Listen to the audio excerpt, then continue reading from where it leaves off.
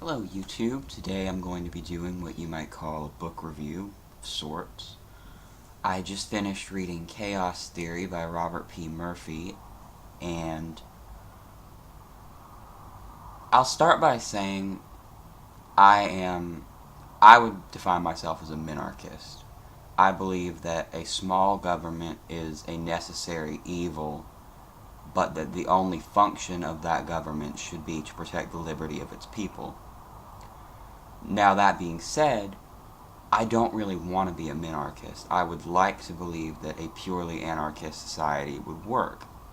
And that is what this book argues for. And so I read it in the hope that it would change my mind.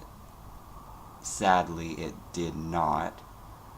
And I'll go into a couple reasons why. Okay, so let's get down to it.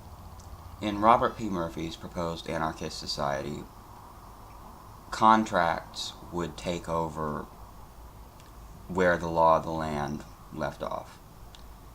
Law would be dictated by contracts that you would enter into, like with your employer, or if you were going to enter somebody's home. Now, these contracts would stipulate that if you break your contract in some way, then you will submit to an arbitration agency which will take over as law enforcement in this anarchist society. And the arbitration agency will dictate what fine you are to pay to the aggrieved party. And a question that comes up and that he addresses is some of these fines would be enormous. Like he proposed, if you murdered someone, you would owe their estate X million dollars. And so how would you come up with this money? There would be insurance. You would have insurance against yourself, basically.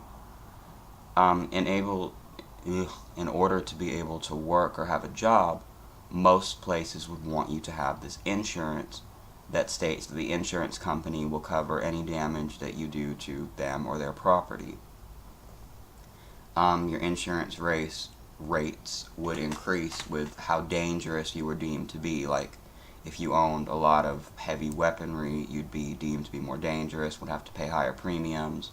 Or if you had been convicted of like multiple counts of theft in the past, your premiums would obviously be higher than someone who had a clean record.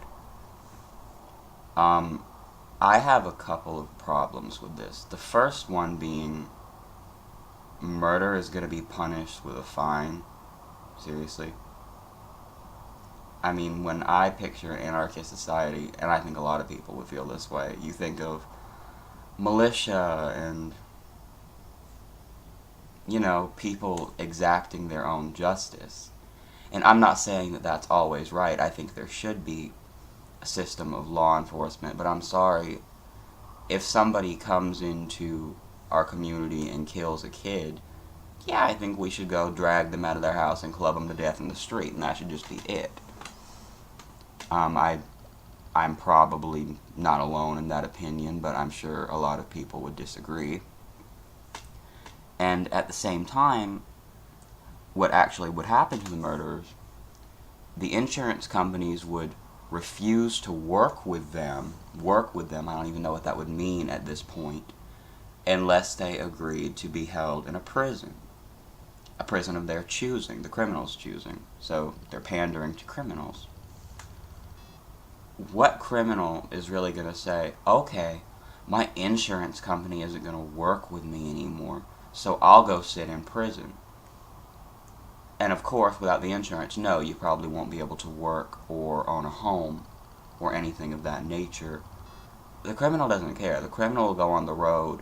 They'll live on the road. They'll get a shack in the woods. Nobody's going to voluntarily submit to go to prison. That's just not going to happen. And how about the very wealthy? I mean, if I have enormous sums of money and I can just raise my premiums as high as you want, I can pay you whatever. I'll just be running and gunning down the street, throwing wads of cash behind me. Hey, mistakes were made. And will that just be it? I mean, of course, the insurance companies could just refuse your money altogether and say, no, your only option is to go to this prison or go live out in the woods, basically. But I don't think anyone's going to do that. People are selfish. The insurance company is going to want your money. If you can pay them large sums of money, they're going to offer you some sort of coverage. That's just my opinion. Another problem is the arbitration agencies, which I believe I mentioned earlier would be like the police, kind of. They would enact the law and they would carry out the judicial system and whatnot. I fail to see how this would not just become a complete mafia monopoly of some sort over time. It seems to me that undesirable people would want to put themselves at the top of the heap, and they would have every opportunity to do so if law enforcement was handled by the free market. This is addressed in the book. Murphy argues that this wouldn't happen for several reasons. Well, no, he really only has one reason why it wouldn't happen, and then he has another answer where he just kind of sidesteps the issue, and that is, he mentions basically, well, the government is also a huge criminal organization that has a monopoly on law enforcement. Okay, I'll give you that, maybe so. But I don't really care to just trade one for another.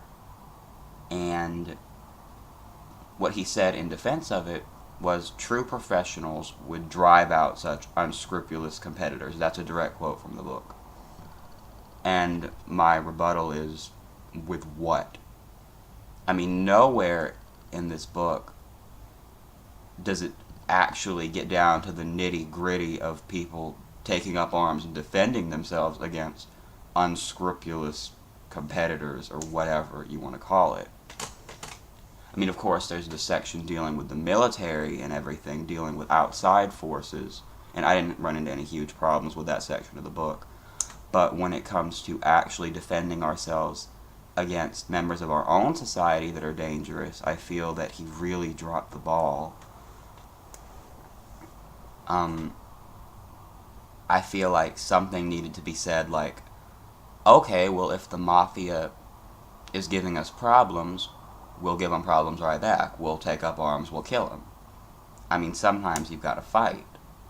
But anyway, moving beyond that, I fail to see how this murder insurance, if you want to call it that, is any different from the taxation we currently face from the government. Now, the author argues that it is different because no one is forced to buy this insurance, but he also states that you probably wouldn't be able to own a home or rent a home or work in this society if you did not have this insurance. So you have an option. Your option is you could have this insurance, or you can go fend for yourself out in the wilderness away from society. I fail to see how that's much of a choice.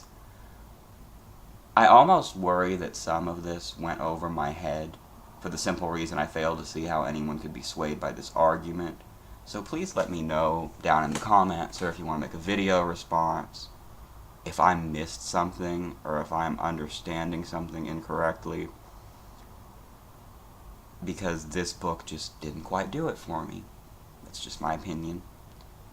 Thank you for watching, and let me know what you think.